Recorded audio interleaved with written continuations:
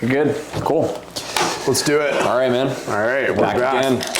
So today, there's a story behind this.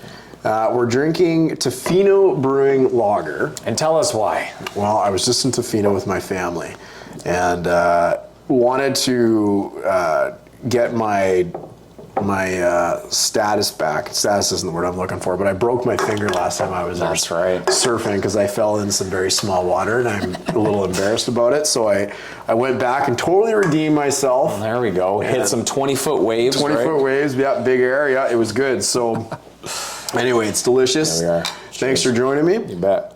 And they make good beer, which is... They do. Awesome. We actually had someone on our channel recommend a beer out of Alberta.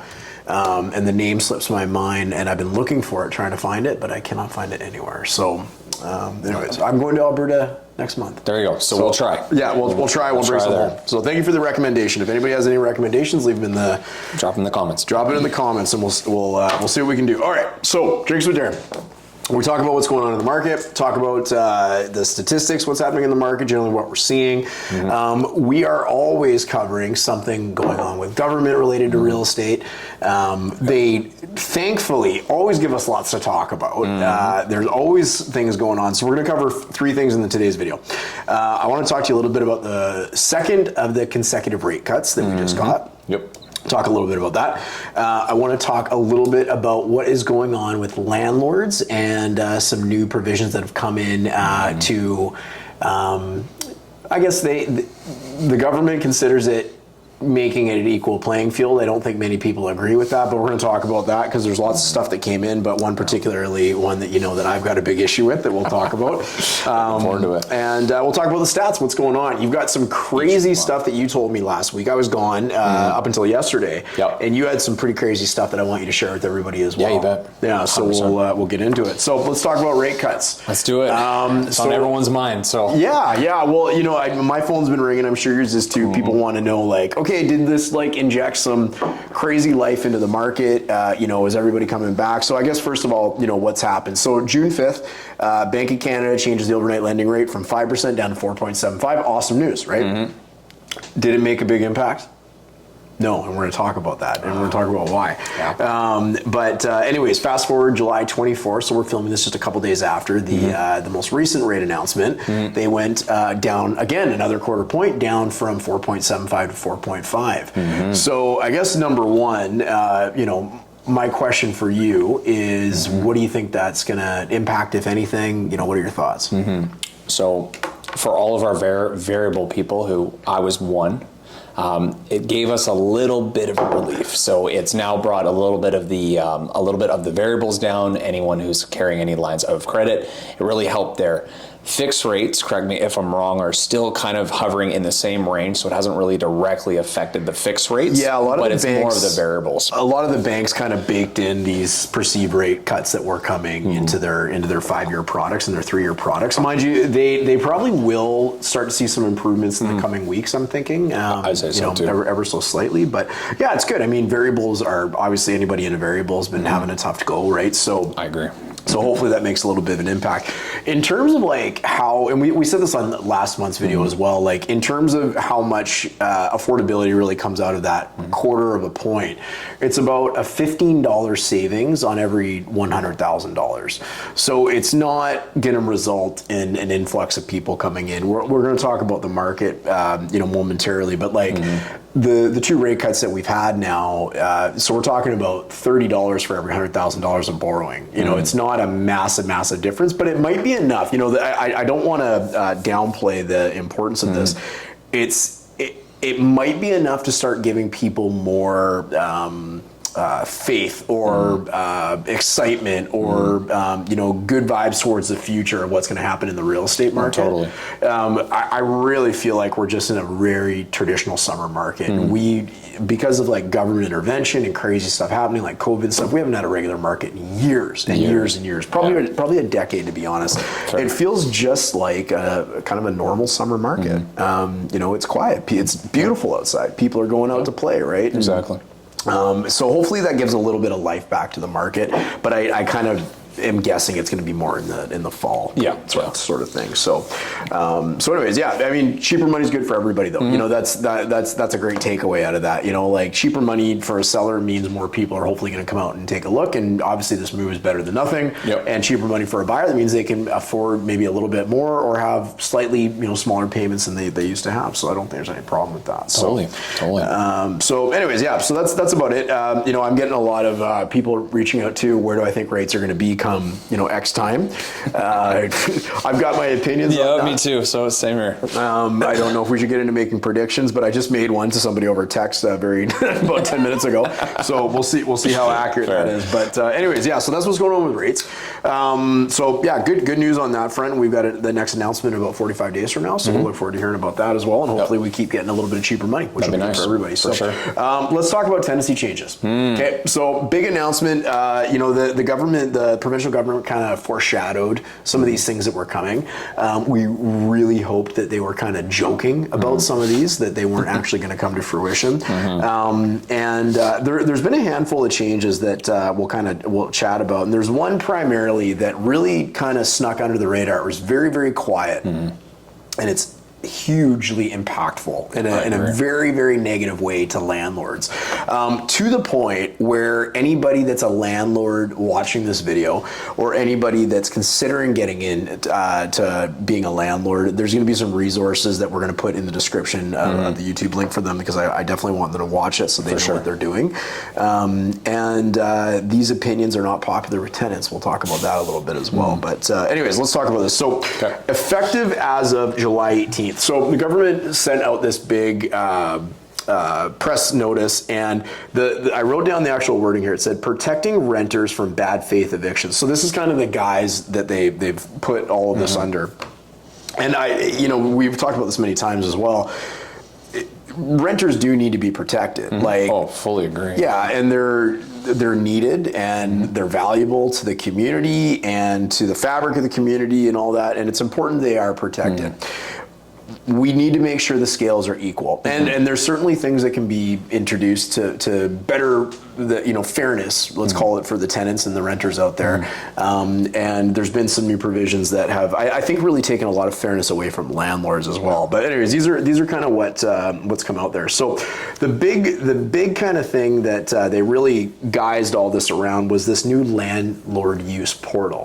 So have you had an opportunity to kind of take a peek at it? Yeah, I kind of browsed through it. I think we were chatting about it just earlier as well, and I think it's a phenomenal idea to add this portal. It's going to take a lot of the bad face evictions, and it's going to have it in a very easy database as well, so you can access it. So you were going to kind of break it down a little bit. Yeah, well, I think it's a great idea too. Like I'm actually surprised it's never been done before, to be honest. Now I haven't gone through it in terms of registering like an eviction or anything like that for my own personal property, but I'd be curious how much is kind of put on the tenant. So like, as an example, there's been this idea for years and years and years that tenants should have a database for landlords to access, where we say, hey, here's somebody who hasn't paid their rent, for the last 6 months, or they destroyed the place when they moved out. I don't think that's ever coming, but that would obviously benefit landlords, but this one certainly benefits tenants. So essentially what the portal is for is generating notices to end the tenancy for personal occupancy. So for people watching, can you explain personal occupancy? What does that mean? So personal occupancy is like, let's say you have seller A, buyer A comes and buys your property as seller A, and now you are going to occupy the whole house. Therefore, you taking that as your primary residence, therefore evicting the tenants for your own personal use. Yeah, so you can trigger it in a couple ways. You can trigger it like literally like you want to take over, you own the property and you want to take over that property, that's personal use. You can move in kids or parents of either you or your spouse. Okay, that's considered personal use. Or for a new buyer who wants to occupy the space. So that's totally fine. So they've created this portal where you're kind of go and register all this information, and now the tenancy branch has it. And what's neat about that too is now they have data, right? So they have data to see kind of what's going on specific with people and generally across the province, which is good. You are required to include information about the people moving into the home. which isn't necessarily new, but they've taken this a level further, which I do have some challenges with. So as an example, there was a Facebook post in a BC realtors group. And I won't mention the name of who posted it. Not that they did anything wrong, but I'll just read this here, and I'll post part of it on the screen here for the video. So it says, "Happy Portal Day." This was posted on July the 18th when the portal went live. Some neat stuff in here. You have to provide birth dates for all parties providing notice and moving into the home. You also have to provide the tenant a copy of the contract of purchase and sale, the subject removal, and request from the buyer to provide notice to the tenant along with the 4-month notice itself. So this was blowing up in there. And the reason this is blowing up, this is actually a managing broker who posted this. But the reason that's a little bit problematic is you're providing a lot of personal information that, in my eyes anyway, the tenant doesn't necessarily deserve. So you're providing personal information about the birthdays of people, the people who are giving the notice. You know, there could be ID fraud and stuff like that. That's I don't understand the necessity for that. The contract of purchase and sale, I can live with that as long as that's not being provided to the tenant, but it says you have to provide a copy to the tenant. And now I want to caveat this, I haven't been in it, I haven't gone in and uploaded this, but this is what this managing broker said. So maybe it's like redacted for the names and stuff like that, maybe on their even side. Like, you know, why the tenant deserves to know, as an example, the sale price of the home.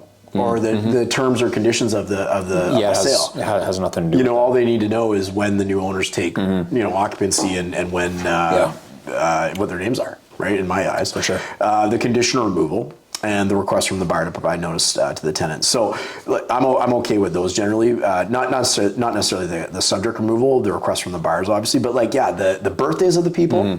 Feels a little bit evasive. It does, and the contract person sale. I think that's way too far across over the line in terms of giving information that is not relevant to the tenant, nor do they deserve. Yeah, because even during our process, doesn't matter if you're a buyer or a seller, you need to sign a privacy notice and consent for that. So that is what allows our clients to know exactly how the information is collected and used. Yeah. But now you're just going to go and get some information from your tenants, toss it into a portal. Yeah. Feels a little bit, evasive in my eyes. Well, it does, so if the landlord, let's say the seller in this case, is providing information about the buyers, that means now that landlord has to collect the birthdays, as an example, of the buyers. And the buyers are like, well, why am I giving you my personal information? Exactly. And that's for my realtor. Yeah, exactly. That's for my realtor. And we have to do all these privacy documentation and stuff like that. It's very confusing, and why they went that route, I don't quite get, because I think it's too much and it's unnecessary. I agree. So anyways, be interesting to see what happens with that, but to me that's a little bit crazy. And then they changed they didn't change the penalties, rather, but there is significant penalties if a tenant is evicted in bad faith, which is fine. Yeah, for sure. I'm great with that. That's awesome. So the current model, or the past model, I guess it's past the date now, but the past model was you had to occupy the home, or whoever was taking occupancy of the home had to occupy it for at least 6 months. That's it, yeah. Okay. They've now upped that to 12 months. So it doesn't bug me too much. It's, whatever, it's fine. Yep. And then the penalty, if it's a bad faith eviction, is 12 months of rent. I'm okay with that too. They should deserve it. Yeah, exactly. Yeah, I'm okay with that. Faith, yeah. I think the tenant deserves that if somebody moves in. So, I mean, it's arguable that the 6 month versus 12 months of having to occupy is good or bad, but so be it, right? So, exactly. So not a big deal. So so those were the changes in the landlord use portal. Generally, I like it. I think it's okay. I just don't love the one thing to change. Yeah, personal information. They also changed the tenants can dispute their eviction notice. So they had 15 days to dispute their eviction notice, and they changed that to 30 days. What are your thoughts on that? Yeah, I feel that 15 days to me feels like it's enough time to dispute it. So to give the extra 30 just feels like it's a little bit more than expected, but at the same time, I feel like I'm indifferent to it. I feel like it would just hurt landlords a little bit more if they needed to time out stuff like the sale dates and stuff like that. So yeah, I guess I'm kind of the same. I guess I struggle with the unintended consequences. What don't we know yet, right? So It gets dragged out. I agree. I mean, 2 weeks is more than enough time. If the notice is appropriately served, which it has to be. It has to be. I struggle with not finding the ability to dispute it within 15 days. I mean, of course, there's extreme examples. Someone's out of town on vacation, makes sense. Of course, yeah. So I do get that. But like to 30 days, I struggle why you can't do it in relatively 2 weeks, right? So, but anyways, I mean, probably not the end of the world. It's just what are unintended consequences? So, someone's got plans in the motion and it just prolongs it. So it's more detrimental for the landlord. I think it just tips the scales more so in the favor of the landlord in that case. So so be it. Here's the big one. So this was completely buried in this announcement, and I've done 2 videos on this. This video will come out before the second video comes out that I've done on this. But for all those that subscribe to the YouTube channel, they can check it out. And I will leave a link to the first and second video for when the second video premieres in the description of this. So what they did is they increased the notice to the renters or the tenants. So when someone wants to occupy the property, they have to give the tenants, originally they used to have to give them 2 full months of notice. So like as an example, we're filming this on July 25th? July 26th. 26th, yeah. So if you were to give a tenant notice today and do it appropriately, and let's say the notice was deemed to be received before the end of the month, when could someone move into that property? So once you give notice in that month, since we're towards the end of the month, it's all of July becomes the burn month. So that is your notice month. So then it's now 2 full months, and then it's not until the beginning of that 3rd month is when you can take possession. So if July becomes burn month, then you have August, the end of September. Your earliest that you could get is October 1st, as of right now. Because the tenant would have to be out the very last day of September. Yeah. Right. So they have increased that 2-month notice to 4 months. Okay. So in the same example, you give the notice today, it's the end of July, that it's deemed to be received. That means you cannot move into that property until December 1st. Until December the 1st. Now, the short-sightedness of this is unbelievable. Okay, for a couple reasons. Rant begins here. And I'm not going to do the rant. I'm going to let people check out the other video and make decisions for themselves. But there's 2 main reasons why that's not going to work well. Okay, number 1, a buyer, they've got the choice between a tenanted property and owner-occupied property. Why would a buyer wait over 4 months to get into a property when they can go buy an owner-occupied property? And then call it 2 months, right? Because most, like condos, it's usually anywhere between 30 to 60. Townhomes, you're probably around 45 to 75 days. In a detached home, a lot more stuff. Probably a little bit longer, about 60 to 90 days. Yeah. But still, 4 months, like to occupy to buy a home in July and move in December. And call it a small 2-bed condo. That's insane. It's bananas. Yeah, I know. So you got that. Number 1, what's the problem with the rate holds that a buyer would have? 90 to 120 days is where any type of rate hold kind of lasts. So call it 3 months on the short end. There's some rate holds which go to 120 days, and that's 4 months. Right. What if they secure your interest rate? And let's say we go back a couple of years to where the interest rates dramatically spiked. Now, let's say you could afford the very top end. Let's say you're buying the most expensive home that you can for your rate. And then you have your 4 months, and on that 4th month or 3rd month, your interest rate goes up, and now you lose your rate hold, and now you have to requalify before you complete. So you might buy a property and not even be able to qualify by the time you can move in. Bada bing, bada boom. So, there was an instance in 2022 where the rate jumped by 1% at a policy announcement, right? So, and everyone, can argue, well, that was, random times and stuff, but even going up 0.25% could change someone's affordability level. 100%. So you're a buyer now, you are not guaranteed what type of mortgage you're going to be able to get if you buy a tenanted property, and you can't move in for over 4 months, and you've got a tenant who can dispute the notice up to 30 days afterwards. So as a buyer, you're not gonna look at tenanted properties, right? So what does the owner of a tenanted property need to do now? Because they cannot remove that tenant unless it's owner occupied. So they likely have a primary residence, right? And now if a buyer doesn't want it, there's only really 2 things they can do. They can severely discount the price to get it sold, okay, which is obviously completely unfair. Or when that tenant finally elects to leave on their own accord, right? Do you think that landlord is going to put that unit, because it's so hard to sell, do you think they're going to put it back into the rental pool?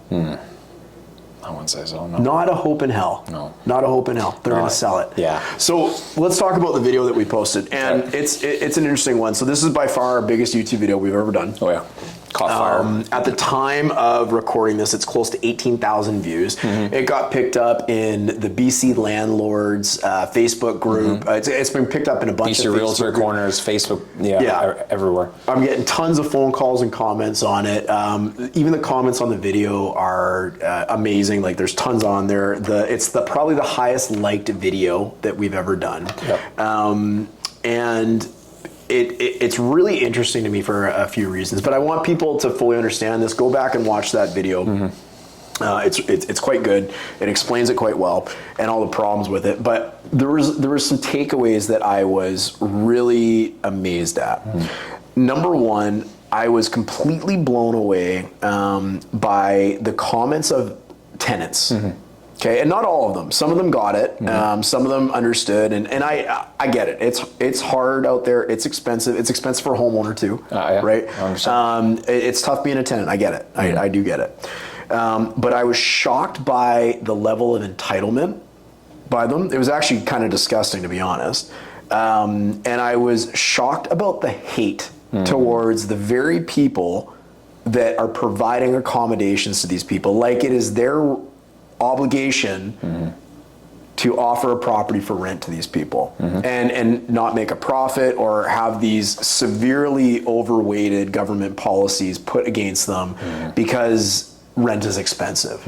I was completely blown away by it. Unbelievable. So that was number one. So I implore anybody to check out that video, to go through the comments and just see the unbelievable amount of oh Jesus, what are the words I want to say? Like, entitlement's not even doing it justice. Anyways, yeah, so I mean, this is going to result in the private rental stock actually going down in BC, 100%. I would put my name on that, okay? The other thing though, and this is what I also was surprised about, the short-sightedness of the tenants, is, saying all this terrible things about landlords and all that sort of stuff. The fact that every landlord that commented on there said they're getting rid of their units, they're selling them, it's no longer worth being a landlord, and they're getting out of the game. Oh yeah. It was unbelievable. And what I'll add to this too is what a lot of tenants don't realize, or even for like landlords, is if you take away the landlords, well, as you know, as of right now, there's policy where if you're not a PR or a Canadian citizen, you cannot purchase. Yeah, good point. So if all of our landlords are all gone, we're now going to either leave it to the government to make rental-only buildings or developers, and then now that's going to be a whole different avenue. Yeah. They can do whatever they want if they get that monopoly too. So private landlords are kind of what we need to house people as well too. So painting landlords as these rich property tycoons is just, that's not. It's so, and I guess I struggle with too, is like, I would think a lot of these tenants probably know their landlords personally. And it might be the kind of thing where, like, I love my landlord, but I hate landlords in general. Yeah. I hate the idea of them and that sort of thing. But I was just, it was disgusting to see the comments by the tenants, even towards myself, right? Yeah. And like, I got thick skin, I'm fine. Like, hate all you want, that doesn't matter, right? Exactly. We've been doing this long enough, yeah. If we want to keep things fair and have a healthy, balanced rental market, this needs to go. I agree. And it's got 100%. A lot of unintended consequences. So anyways, I won't get into my rant outside of that. But go and check the video. And check the video. Yeah. But anyways, let's talk a little bit about the market. Nice. Let's get into it, and I'll get you to do the stats for everybody again. Yep. But generally, where would you say things were at? So we're towards the end of July. We're probably not going to do a Drinks with Darin in August, just because it's summer and we want to go enjoy the sun a little bit more.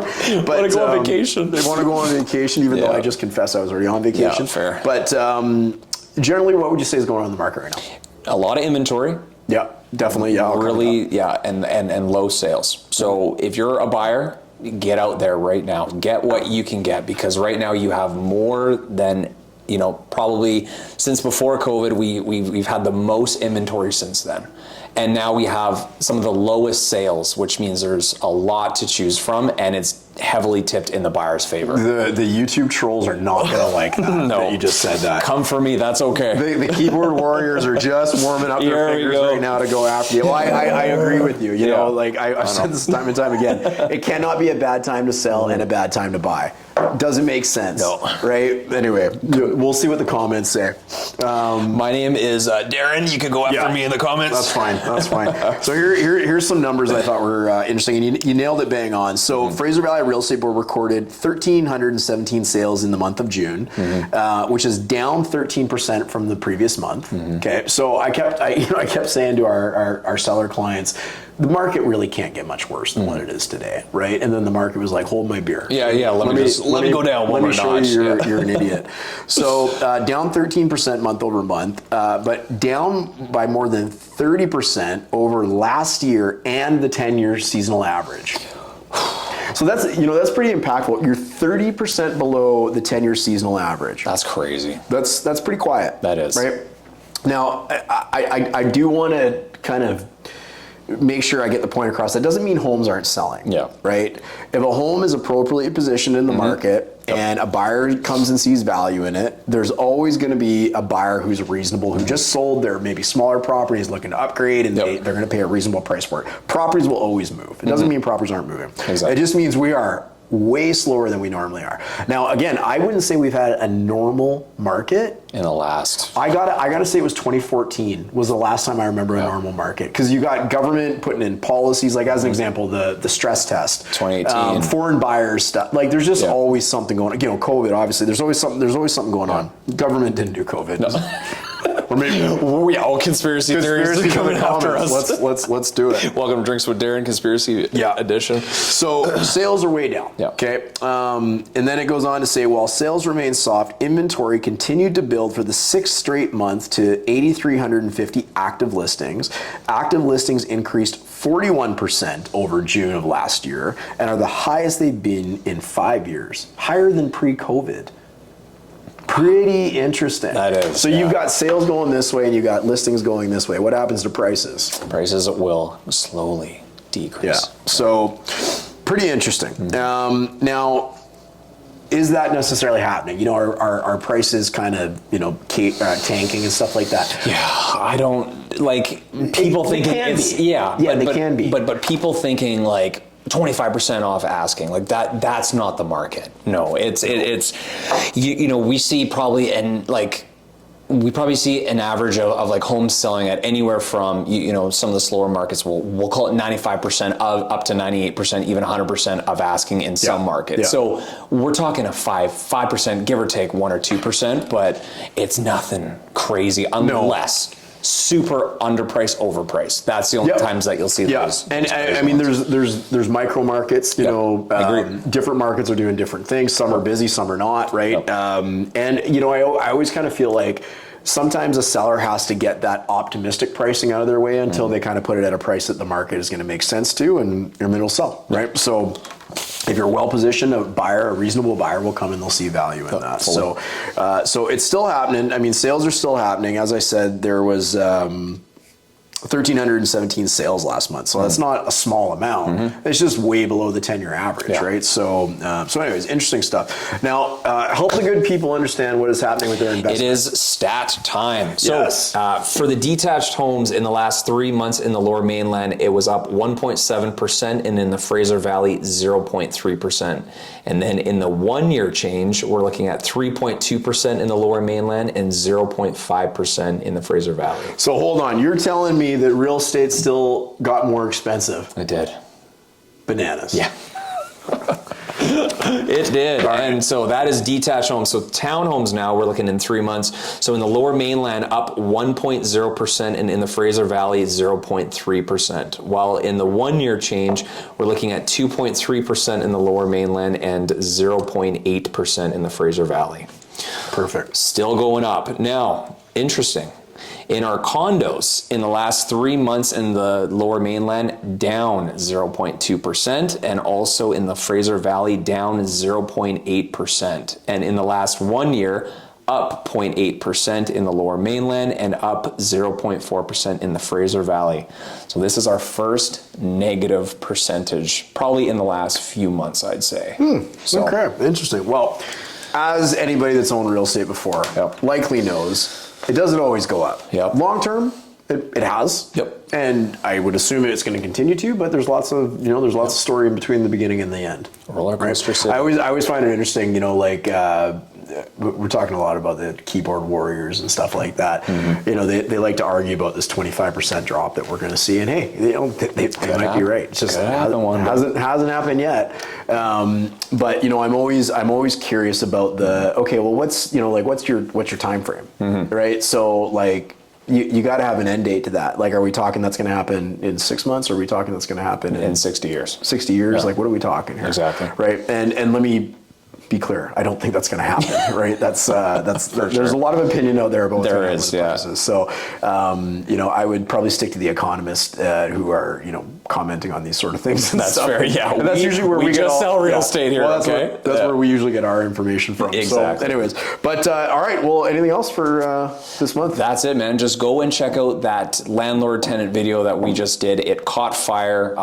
It's awesome. We'll leave it down in below, and we might leave it up here as well. So we'll make that available. But it was a fun video to make, and I think we're at 300 comments, which is probably the best engagement that we've had on a video. And like I said, there's some really good comments in there, but yeah, grab your popcorn if you want to go down there. It's entertaining, yeah. And I tried to respond to, almost all of them. They were coming in so fast and whatnot. And some of them were so crazy. Oh yeah, you're like, I'm going to leave that one for someone else. Didn't even know what to say. Some people, I think I had one guy tell me to trim my nose hairs or something, and they were getting a bit long. Now, well, I have a beard, so I don't even know how you would see them. Exactly. But I guess I got long nose hairs, and it is what it is. There was some good hate for the music that he chose. Like, pick your battles. Like soft jazz apparently is a real problem with some people. It apparently is, but fair enough. Anyways, man, cheers to everybody. I hope everybody has an amazing remainder of their summer. We're going to take a break in August, and we'll be back strong in September with the new stats. Let everybody know what's going on. If anybody needs any help with their real estate needs, whether they're buying or selling, we're here for you guys. We're